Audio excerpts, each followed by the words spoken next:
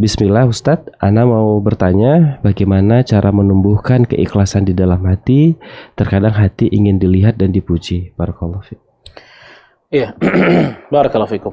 Iya, ini memang pertanyaan ini singkat ya pertanyaannya ya. Cuma sebenarnya jawabannya cukup panjang ya. Karena keikhlasan ini bukan perkara yang ringan memang.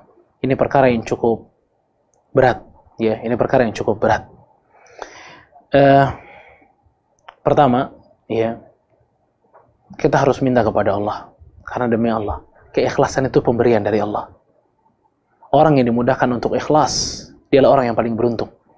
Maka minta sama Allah agar amalan-amalan yang kita lakukan itu kita kerjakan dalam keadaan ikhlas, mengharapkan apa yang ada di sisi Allah Subhanahu wa taala.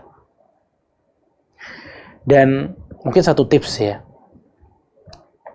Yakinlah bahwa orang yang kita harapkan pujiannya bagi kita, yakinlah bahwa dia tidak memiliki surga.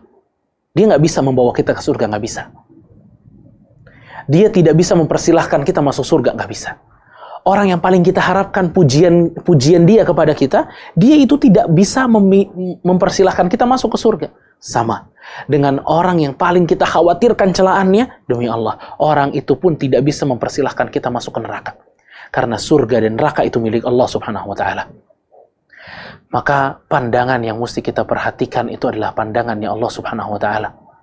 Karena yang memiliki surga itu Allah, yang memiliki neraka itu Allah. Segudang pujian mereka, wallah, nggak ada sama sekali bermanfaat bagi kita untuk memasukkan kita ke surga, nggak ada.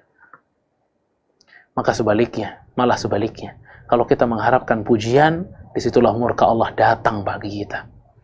Makanya beramallah, ya, beramallah kepada Allah Subhanahu wa taala dengan tulus, mengejar apa yang ada di sisi Allah Subhanahu wa taala. Wallahu a'lam.